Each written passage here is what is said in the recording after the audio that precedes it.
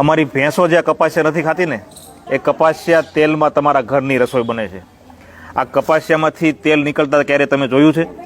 આ લોકો એવું કહેતા હોય છે કે કપાસની અંદર તેલ આવે એ તેલ ખવાય. આજે જે લોકો વિદેશની કંપનીઓનું કપાસિયા તેલ જે સમજીને ખાતા હોય, તો આ કપાસ નાખ્યો છે અંદર, અને કપાસનું તેલ જે આપણે ઘરે જ તિરુપતિ સોયાબીન કે કોઈ પણ કંપનીનું તેલ ખાતા હોય, એ તેલ એકદમ વ્હાઈટ પાણી જેવું આવે છે.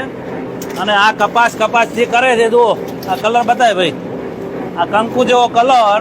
આ કપાસનું કાયદેસર પશુઓ માટે છે, અને લોકો પશુઓનું તેલ લોકો ખાવા માટે, એટલે કેન્સરમાં કોઈ ઘર બાકી રહેવાનું નથી. એટલે મહેરબાની કરી કપાસના નામે કોઈ ખાતા હોય તો છેતરાશો નહીં, કારણ કે 50 થી 51 કિલોનો કપાસનો અંદર નાખ્યું છે, તાર હજી 3 કિલો કે 3.5 કિલો તેલ બહાર નથી નીકળ્યું.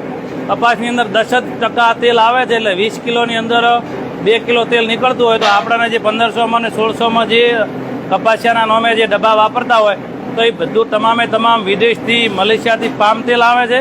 એટલે કપાસિયા સમજીને કોઈ ખાશો નહીં, કારણ કે ઉપરથી અધિકારીઓ બધા જૂઠ બોલી અને વેપાર કરે છે. મહેરબાની કરી શાંતિથી જીવવું હોય તો પોતાનો રાયડો, પોતાનો સરસવ.